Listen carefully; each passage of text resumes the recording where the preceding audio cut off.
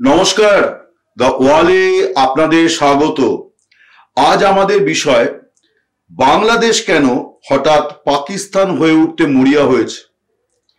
কথাটি এই জন্য বলছি যে বিগত কয়েকদিনের ঘটনাবলী যা দেখা যাচ্ছে তাতে ভারতের পূর্ব প্রান্তের এই প্রতিবেশী সে যেন পশ্চিম প্রান্তের প্রতিবেশী হয়ে উঠতে চাইছে, অর্থাৎ আরেকটি পাকিস্তান হয়ে উঠতে চাইছে। পাকিস্তান থেকে বিভাজিত হয়েই বাংলাদেশের জন্ম হয়েছিল 1971-এ, এবং তখন থেকেই বাংলাদেশের অভ্যন্তরে একটা পাকিস্তান আছে। বিশেষ করে আমরা সবাই জানি যে মুক্তিযুদ্ধের বিরোধী যে শক্তি, যারা মুক্তিযুদ্ধকে বলতো বিচ্ছিন্নতাবাদী কার্যক্রম, তারা পাকিস্তানের সঙ্গে থাকতে চেয়েছিল। তারা বাংলাদেশ নামে কোনো নতুন দেশ তারা চায়নি। তারা আজকে তাদের পরিচয় তারা বাংলাদেশি এবং তারা বাংলাদেশে আছে।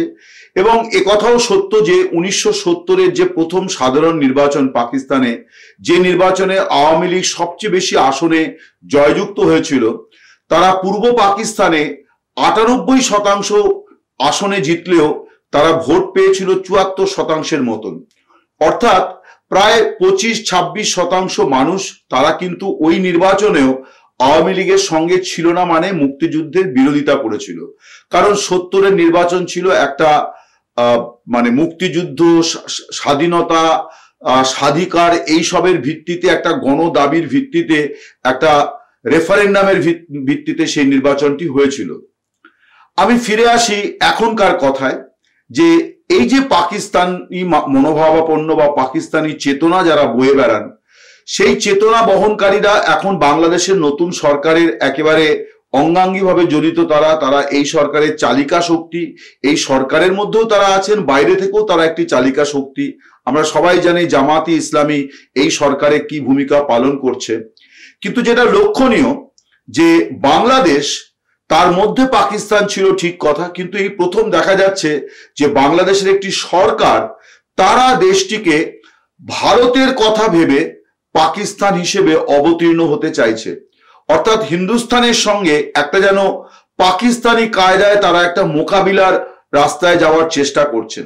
এটা সবাই জানেন যে ভারত একটি বিরাট বড় দেশ, তার সামরিক শক্তি বাংলাদেশের তুলনায় মানে অনেক গুণ বেশি। পাকিস্তান বারে বারে ভারতের সঙ্গে পাঙ্গা লড়ার চেষ্টা করেও কিন্তু তারা সফল হয়নি, অনেকগুলি যুদ্ধে তারা পরাজিত হয়েছে। ফলে বাংলাদেশও জানে যে ভারতের সঙ্গে এই ধরনের সংঘাতের পরিণতি কতটা মর্মান্তিক, কতটা ক্ষতিকর হতে পারে। কিন্তু তা সত্ত্বেও বাংলাদেশের বর্তমান অন্তর্বর্তী সরকার এবং তার সহযোগী শক্তি, তারা দেখা যাচ্ছে যে একেবারে সরকারিভাবেই বাংলাদেশকে পাকিস্তান বানাতে চাইছে। আমি দু একটা দৃষ্টান্ত প্রথমে আপনাদেরকে দেব। একটা তো হচ্ছে একেবারে সদ্য, আপনারা জানেন যে গত সোমবার দিন ভারতের ত্রিপুরা রাজ্যের আগরতলাতে বাংলাদেশের সহকারী হাই কমিশনারের অফিসে হামলা হয়েছে, বাংলাদেশের জাতীয় পতাকার অবমাননা করা হয়েছে। আমরা তীব্র ভাষায় এই ঘটনার নিন্দা জানাই এবং প্রতিবাদ করি, এবং আমরা দাবি করি যে যারা এই ধরনের কাজ করেছে তাদের যেন উপযুক্ত শাস্তি হয়। ঘটনা হচ্ছে যে ভারত সরকার তারাও কিন্তু সোমবার রাতেই এই ঘটনার নিন্দা করে, এবং কয়েক ঘন্টার মধ্যে ত্রিপুরা সরকার 3 জন পুলিশ কর্মীকে বরখাস্ত করে। সব মিলিয়ে সাজার মুখে পড়েছেন 7 জন। এবং ত্রিপুরার মুখ্যমন্ত্রী তিনিও এই ঘটনার নিন্দা করেছেন, দুঃখ প্রকাশ করেছেন। সবকিছু করার পরও দেখা গেল যে মঙ্গলবার দিন ঢাকায় কর্মরত দায়িত্বপ্রাপ্ত ভারতের হাই কমিশনার প্রণয় ভার্মাকে ঢাকার পররাষ্ট্র মন্ত্রণালয়ে ডেকে এই ব্যাপারে সতর্ক করা হলো। এবং তার কিছুক্ষণ পরে আমরা দেখলাম বাংলাদেশ সরকারের বিবৃতি এলো, যে একটি বিজ্ঞপ্তি জারি করা হয়েছে যে ত্রিপুরায় সহকারী হাই কমিশনারের অফিস কি তারা এখন আপাতত বন্ধ রাখবে, এবং কারণ হিসেবে বলা হচ্ছে নিরাপত্তা জনিত কারণ। অর্থাৎ ভারত নিরাপদ নয় এইরকম একটি বার্তা তারা দেওয়ার চেষ্টা করলো, যখন বাংলাদেশের নিরাপত্তা নিয়ে খুব গুরুতর প্রশ্ন তুলেছে যুক্তরাজ্য বা গ্রেট ব্রিটেন। ব্রিটেনের যে মানে গতকাল অর্থাৎ মঙ্গলবার যে অ্যাডভাইজারি তারা দিয়েছেন, অর্থাৎ ব্রিটেনবাসী এছাড়া গোটা বিশ্বের নাগরিকদের উদ্দেশ্যেই তারা জানিয়েছে যে বাংলাদেশ এই মুহূর্তে একেবারে নিরাপদ নয়। যে কোনো সময়তে নাশকতামূলক হামলা হতে পারে, এবং সেটা হতে পারে উপাসনা স্থল, পর্যটন কেন্দ্র, কোনো জনসভা, এরকম সব জায়গাতেই হতে পারে। এবং বলছি যে কারা এই হামলাটি করতে পারেন না, এই হামলাটি করতে পারেন সেই লোকেরা যারা মনে করেন যে অন্যকে, যারা মনে করেন যে ইনি হচ্ছেন ইসলাম বিরোধী, অর্থাৎ ইসলামের পরিপন্থী কোনো মনোভাবনা যারা পোষণ করেন বা ইসলামী ভাবধারায় বিশ্বাসী নন, বা আরো সহজভাবে বলা চলে যে যিনি সেই অর্থে মানে ধর্মপ্রাণ মুসলিম নন, এমন সকলেই টার্গেট হতে পারেন এই ধরনের হামলা বা যে কোনো নাশকতামূলক কাজের জন্য। ফলে বাংলাদেশে যাতায়াত, বাংলাদেশে থাকা, এই বিষয়ে তারা একটা সতর্কতা জারি করেছে, যেটা মোটেই নিরাপদ রাষ্ট্র এই মুহূর্তে নয়। এখন এই যে এরকম একটি অস্বস্তিকর বিষয় যখন সামনে এলো, তখন দেখা যাচ্ছে যে ভারতের নিরাপত্তা নিয়ে বাংলাদেশ প্রশ্ন তুলে এর বিজ্ঞপ্তিটি জারি করলো যে তারা ত্রিপুরায় তাদের সহকারী হাই কমিশনারের অফিস বন্ধ রাখবে। আমরা এর আগে পাকিস্তানে এইরকম ঘটনা হামেশাই দেখি যে পান থেকে চুন খসলে রাষ্ট্রদূতকে ডেকে সতর্ক করা, বকাঝকা করা, বা কখনো কাউকে ফেরত পাঠিয়ে দেওয়া, বহিষ্কার করা, এই ধরনের প্র্যাকটিসগুলি আমরা পাকিস্তানের সঙ্গে বরাবর দেখে আসি। তার কারণ হিন্দুস্তানের সঙ্গে পাকিস্তানের একটা দীর্ঘ শত্রুতার সম্পর্ক আছে, যেটা কখনোই পাকিস্তান কাটিয়ে তোলার চেষ্টা করে না, কারণ তার অভ্যন্তরীণ রাজনীতির কারণেই এটা তার জন্য দরকার যে ইসলাম খতরে মে হায়, এই কথাটা, এবং সেই খতরে মে হায় অর্থাৎ ইসলামের বিপদটা হচ্ছে হিন্দুস্তান, এই কথাটি বলে পাকিস্তানের নেতারা সেখানে তাদের ক্ষমতা দখল করেন এবং তাদের রাজনৈতিক আধিপত্য বজায় রেখেছেন। বাংলাদেশের ক্ষেত্রে দেখা যাচ্ছে যে ইউনূস সরকার আসার পরে ধারাবাহিকভাবে তার কাজকর্মকে যদি আমরা পর্যালোচনা করি, তাহলে দেখা যাবে যে সেখানে কিন্তু একটা পাকিস্তানি প্রশাসনের বা পাকিস্তানি কৌশল বা স্ট্র্যাটেজিকে আমরা দেখতে পাবো। প্রথমত, ইউনূস সরকার ক্ষমতায় আসার অল্প দিনের মধ্যেই দেশ বিরোধী কার্যকলাপ এবং বিশেষ করে বাংলাদেশের মাটিতে বসে ভারত বিরোধী কার্যকলাপে যুক্ত এমন বেশ কিছু দাগী আসামিকে তারা ছেড়ে দিয়েছে, যাদের পক্ষে মানুষ খুন করা, কোনো জায়গাতে হামলা চালানো, সন্ত্রাসবাদী কাজ করা এগুলো কোনো বিষয়ই নয়। এমন সব ভয়ঙ্কর মানুষকে হঠাৎ করেই দেখা গেল যে বাংলাদেশের নিম্ন আদালত তাদের জামিন মঞ্জুর করে দিল এবং তারা রাতারাতি জেলখানা থেকে বেরিয়ে চলে গেলেন। কয়েকশো দাগী আসামি তারা জেল ভেঙে বেরিয়ে গিয়েছে, যাদের ধরে আবার জেলে ফেরানোর কোনো সাংগঠনিক বা সিরিয়াস উদ্যোগ কিন্তু দেখা যাচ্ছে না। এছাড়াও দেখা গেছে যে আরো অনেক ব্যক্তি আছেন যারা হিংসাশ্রয়ী নয়, কিন্তু যারা মৌলবাদী দৃষ্টিভঙ্গি অর্থাৎ যারা হিংসাকে প্রবলভাবে প্রশ্রয় দেন, এমন বেশ কিছু নেতা, ধর্মীয় নেতা, তাদেরকেও কিন্তু জেলখানা থেকে ছেড়ে দেওয়া হয়েছে, যদিও তাদের সাজার মেয়াদ অনেক বহু বছর ছিল।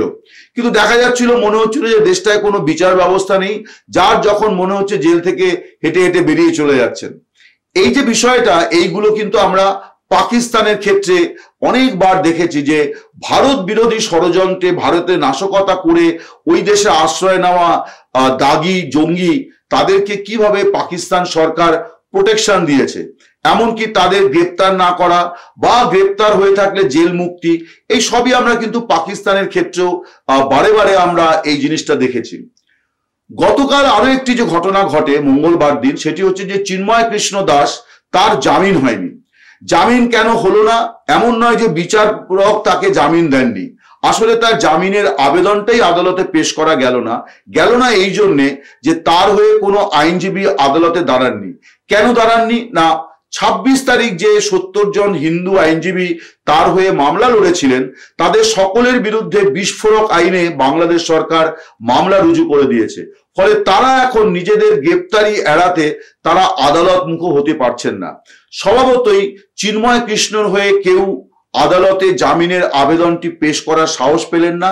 প্রতিনিয়ত তাদের উপরে আতঙ্ক এবং তাদের হুমকি, মেরে ফেলার হুমকি, পেশা খেয়ে নেওয়ার হুমকি, এরকম নানান ধরনের, আইনজীবী হিসেবে সদস্যপদ কেড়ে নেওয়া, বার কাউন্সিলের সদস্যপদ কেড়ে নেওয়া, এই ধরনের হুমকির মুখে তারা আছেন। এর ফলে যেটা হলো যে এই হিন্দু সাধু, যিনি হিন্দু ধর্ম এবং ওইখানে সনাতনীদের একটা মুখ হয়ে উঠেছিলেন, তিনি আইনি অধিকার থেকে বঞ্চিত হলেন। এটা মানবাধিকার হরণের যে নানা ধরনের বিধিমালা আছে মানবাধিকার রক্ষার, সেই বিধিমালার চূড়ান্ত মানে কি বলা যায় যে চূড়ান্ত ভাবে সেটাকে অস্বীকার করা হয়েছে একজনকে আইনি সহায়তা থেকে বঞ্চিত করে। বিচারক যিনি ছিলেন তার উচিত ছিল যে কেন আসামি পক্ষের কোনো আইনজীবী নেই এই প্রশ্ন তোলা, কিন্তু বাংলাদেশে এই মুহূর্তে যে পরিস্থিতি চলছে তাতে কোনো বিচারকের এই সাহস নেই যে রাষ্ট্রপক্ষের আইনজীবীর কাছে এই প্রশ্ন করে যে কেন চিন্ময় কৃষ্ণের জন্য কোনো আইনজীবী নেই। এবং নিয়ম হচ্ছে যে যদি কোনো আইনজীবী না থাকে তাহলে রাষ্ট্রপক্ষই তার জন্য আইনজীবী দেবে। আপনারা সকলেই জানেন যে আফজল কাসাবের কথা আপনাদের নিশ্চয়ই মনে থাকবে, যে মুম্বাই হামলা, অর্থাৎ যেখানে পাকিস্তানি জঙ্গিরা মুম্বাইতে হামলা করেছিল, সেই মুম্বাই হামলার যে ঘটনা তাতে আফজল কাসাব একমাত্র পাকিস্তানি জঙ্গি যাকে ভারতীয় নিরাপত্তা বাহিনী গ্রেপ্তার করতে পেরেছিল। আফজল কাসাবকে শেষ পর্যন্ত ফাঁসি কাটে ঝোলানো হয়, তার মৃত্যুদণ্ড কার্যকর করা হয়। কিন্তু একজন ভারতীয় অপরাধী যে ধরনের আইনি সুযোগ সুবিধা পেতে পারতেন, আফজল কাসাবকে কিন্তু তার সব ধরনের আইনি সুবিধা দেওয়া হয়েছে। অর্থাৎ তার হয়ে যেহেতু কোনো আইনজীবী কেউ ছিলেন না, কারণ তার পক্ষে আইনজীবী নিয়োগ করার উপায় ছিল না, এমনকি পাকিস্তানও দাবি করেছিল যে সে পাকিস্তানের নাগরিক নয়, ফলে সে ছিল একটা নো স্টেট সিটিজেন। ফলে এইরকম একজন ব্যক্তির জন্য কিন্তু ভারত সরকার রাষ্ট্রীয়ভাবে তাদের একজন আইনজীবী আফজলের হয়ে মামলা লড়ার জন্য দিয়েছিলেন, যাকে ভারত সরকার পারিশ্রমিক দিয়েছে। কিন্তু সেই আইনজীবী আদালতে আফজল নির্দোষ এই বিষয় নিয়ে তিনি বারে বারে আইনি লড়াই করেছেন। তিনি কিন্তু একজন ভারতীয়, কিন্তু ভারত সরকার তাকে দিয়েছে যে আফজলকে আমরা বিনা বিচারে কোনো সাজা দেব না। শেষ পর্যন্ত তার মৃত্যুদণ্ড কার্যকর হওয়ার আগে সুপ্রিম কোর্ট পর্যন্ত, এমনকি রাষ্ট্রপতির কাছে ক্ষমা ভিক্ষার সুযোগ, আর্জি, সবকিছু সুযোগই কিন্তু তাকে দেওয়া হয়েছে। একটা সভ্য দেশে যে আইনি ব্যবস্থা থাকা উচিত তাই তাকে দেওয়া হয়েছে। কিন্তু চিন্ময় কৃষ্ণর ক্ষেত্রে, আমরা বাংলাদেশের ক্ষেত্রে কিন্তু সেটা দেখলাম না, এবং দেখলাম যে 2রা জানুয়ারি অর্থাৎ প্রায় আরো 1 মাস তাকে জেলখানায় কাটাতে হবে। আমরা এরকম অনেকগুলি ঘটনা দেখছি যে বাংলাদেশে বা প্রতিনিয়ত যে ঘটনাগুলি ঘটছে, তার মধ্যে আরো একটি বিষয় হচ্ছে যে ধর্মনিরপেক্ষতা, এই যে শব্দটি সংবিধান থেকে বাতিল করার জন্য ইউনূস সরকার আদালতের দ্বারস্থ হয়েছে। আরো নানাবিধভাবে আমরা দেখছি যে পাকিস্তানের সঙ্গে তাদের একটা নতুন পীড়িতের সম্পর্ক তৈরি হচ্ছে। সেই পীড়িতের সম্পর্কের একটা বড় দৃষ্টান্ত হচ্ছে যে বহু বছর পর ঢাকাতে বাংলাদেশের বিভিন্ন অর্গানাইজেশন তারা ওখানে মোহাম্মদ আলী জিন্নার মৃত্যুদিন পালন করেছেন। এছাড়া যেটা দেখা গেল যে বাংলাদেশ, স্বাধীন বাংলাদেশ তৈরির পর এই প্রথম দিন 20-25 আগে করাচি থেকে, পাকিস্তানের করাচি থেকে সরাসরি একটি জাহাজ চট্টগ্রাম বন্দরে ভিড়েছিল। এতদিন পর্যন্ত পাকিস্তান থেকে যে সামান্যটুকু পণ্য আমদানি রপ্তানি হয় তাতে পাকিস্তানি জাহাজ হয় শ্রীলঙ্কায় নয় সিঙ্গাপুরে মাল খালাস করে দেয়, সেইখান থেকে তারা বাংলাদেশে সেই পণ্য অন্য জাহাজে আসতো। এই প্রথম পাকিস্তানি জাহাজও কিন্তু বাংলাদেশের জলসীমায় ঢুকে গেল, চট্টগ্রাম বন্দরে নোঙর করলো। সেই জাহাজে কি এসছে কেউ জানে না। কিন্তু 2004 সালে যে ঘটনা ঘটেছিল, যে এই চট্টগ্রাম বন্দর থেকেই কিন্তু দেখা গিয়েছিল 10 ট্রাক অস্ত্রশস্ত্র বাংলাদেশের অভ্যন্তর দিয়ে পার্বত্য চট্টগ্রাম দিয়ে ভারতের উত্তর পূর্বের যে রাজ্যগুলি সেখানে পাঠানোর চেষ্টা হয়েছিল। এবং পরে জানা যায় যে এই অস্ত্র এসেছিল কিন্তু পাকিস্তান এবং চীনের মধ্যস্থতায়। পাকিস্তানের গোয়েন্দা সংস্থা ISI গোটা কনসাইনমেন্টটা রেডি করেছিল। ভারতে যে সমস্ত সংগঠনগুলি ভারত সরকারের বিরুদ্ধে বা ভারত রাষ্ট্রের বিরুদ্ধে ভারতের ভূমিতে লড়াই করছে তাদেরকে এই অস্ত্র দেওয়ার চেষ্টা হয়েছিল। ফলে পাকিস্তান যে কাজটি করে, ক্রমশ মানে যে কোনো সুযোগে ভারত সীমান্ত দিয়ে জঙ্গি ভারতের মধ্যে ঢুকিয়ে দেওয়া। বাংলাদেশও দেখা যাচ্ছে যে সেই রকম একটা কর্মকাণ্ডের দিকে এগোচ্ছে এবং প্রতি পদে পদে ভারত সরকারের সঙ্গে তারা একটা সংঘাতের রাস্তায় যাচ্ছে। আমি যে কথা বলছিলাম যে জঙ্গিদের ছেড়ে দেওয়া হয়েছে তাদের অনেকের বিরুদ্ধে কিন্তু ভারতের বিরুদ্ধে জঙ্গি কার্যকলাপে যুক্ত থাকার অভিযোগ ছিল, তারা বাংলাদেশে বসে সেই কাজকর্মগুলো করছিল। ফলে দেখা যাচ্ছে যে ক্রমশ বাংলাদেশকে সরকারিভাবে একটা দ্বিতীয় পাকিস্তান হিসেবে গড়ে তোলার একটা বিরাট বড় কর্মসূচি নিয়ে ফেলেছেন মোহাম্মদ ইউনূস। এবং কেন এটা নিয়েছেন এই কারণে, সেটি হচ্ছে যে দুটি বিষয় নিয়ে গণ অভ্যুত্থানে যে হাজার হাজার সাধারণ মানুষ যোগ দিয়েছিলেন তারা দুটি বিষয়ে চেয়েছিলেন। এক হচ্ছে দুবেলা খাবার এবং নিরাপদ জীবনযাপন, অর্থাৎ নিশ্চিন্তে রাত্রে যাতে ঘুমোতে পারেন মানুষ। এই দুটো হচ্ছে খুব বেসিক চাহিদা। বাংলাদেশে জিনিসপত্রের যে কি দাম অসহনীয় সেটা আমরা এপারে বসে প্রতিনিয়ত টের পাচ্ছি, পত্রপত্রিকায় পড়ছি। আমরা বুঝতেই পারছি যে সে দেশের মানুষের কি দুর্দশার মধ্যে দিন কাটছে। সম্প্রতি রাষ্ট্রসংঘের একাধিক সংগঠন তাদের একটি রিপোর্টে বলেছে যে বাংলাদেশে প্রায় 2 কোটি মানুষ এখন খাদ্য সংকটের মধ্যে ভুগছেন এবং প্রায় 16 লাখ মানুষ এমন আছেন যাদের একবেলা খাবার কেনার পয়সা নেই, যাদেরকে যদি রাষ্ট্র না খাওয়ায় তাহলে তাদের অনাহারে থাকতে হচ্ছে। আরো একটি সমীক্ষা রিপোর্ট যেখানে বাংলাদেশ সরকারের বিভিন্ন প্রতিষ্ঠানের রিপোর্ট থেকে জানা যাচ্ছে যে গত 3-3.5 মাসে বাংলাদেশের দৈনন্দিন জীবনযাত্রা অর্থাৎ খাবার দাবারের ক্ষেত্রে যে খরচ সেটা প্রায় 4 গুণ বেড়ে গিয়েছে। অর্থাৎ যিনি 1000 টাকায় খাবারের জন্য ব্যয় করতেন তাকে এখন 4000 টাকা ব্যয় করতে হচ্ছে। এই হচ্ছে দেশটির পরিস্থিতি, ফলে মানুষ প্রবলভাবে ক্ষিপ্ত। একইভাবে এই ধরনের আর্থিক মন্দা বা আর্থিক দুর্দশার যা পরিণতি হওয়ার তাই হয়েছে। আবার পুরনো অপরাধগুলি যেগুলি নির্মূল হয়ে গিয়েছিল, গ্রামে গ্রামে গরু চুরি, ছাগল চুরি, হাঁস মুরগি চুরি, হাঁস মুরগির ডিম চুরি, আবার শহরে মোবাইল ছিনতাই, হার ছিনতাই, গাড়ি ছিনতাই, পকেটমারি, রাস্তায় দাঁড় করিয়ে অপহরণ করা, এই সমস্ত অপরাধ আবার প্রবলভাবে ফিরে এসছে।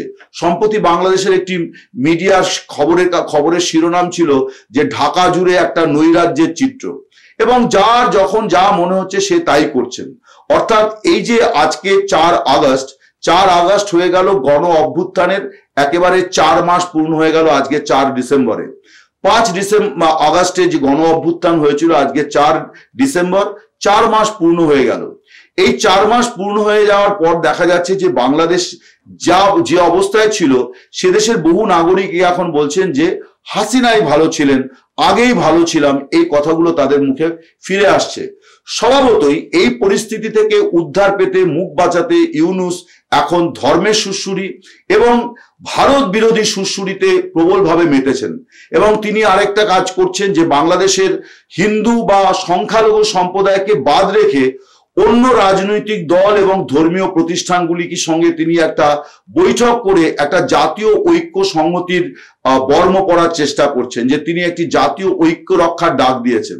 যেখানে আবার দেখা যাচ্ছে যে দেশের সংখ্যালঘু সম্প্রদায়ের কোনো সংগঠনকে সেখানে ডাকা হচ্ছে না, তাদের কোনো নেতা নেত্রীকে ডাকা হচ্ছে না, অথচ ইসলামপন্থী যে সমস্ত দলগুলি আছে, যে সমস্ত সংগঠনগুলি আছে, তাদের সঙ্গে কিন্তু প্রধান উপদেষ্টা বৈঠক করছেন এবং তিনি ডাক দিয়েছেন, তিনি বোঝানোর চেষ্টা করছেন যে বাংলাদেশ বিপন্ন, ভারতের দ্বারা বাংলাদেশ বিপন্ন।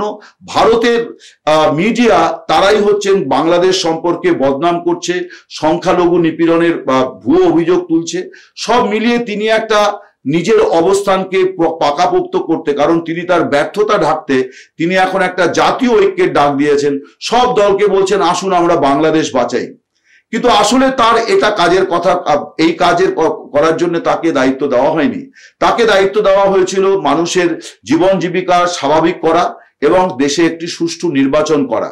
কিন্তু সেই ব্যাপারে ইউনূস না নির্বাচনের ব্যাপারে আগ্রহ দেখাচ্ছে, না তিনি সুষ্ঠু জীবন যাপনের বিষয়ে কোনো প্রকৃত রাস্তার সন্ধান দিতে পেরেছেন।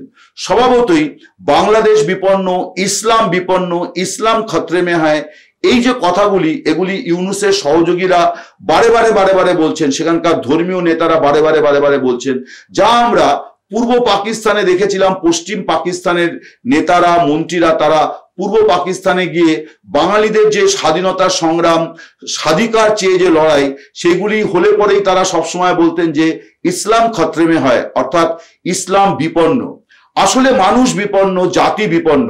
এই মানুষ বিপন্ন, জাতি বিপন্ন, এই সত্যটিকে আড়াল করার জন্যই এখন ইউনূস একদিকে ইসলামপন্থীদের নিয়ে একটা জোট গড়ার চেষ্টা করছেন একটা জাতীয় ঐক্যের নামে, আরেকদিকে তিনি বাংলাদেশকে ক্রমশ আরেকটা পাকিস্তান তৈরি করতে চাইছেন, যে ভারতের পশ্চিম প্রান্তে পাকিস্তান আছে, পূর্ব প্রান্তেও বাংলাদেশ নামে যে দেশটি থাকবে সেটি আসলে হবে দ্বিতীয় পাকিস্তান।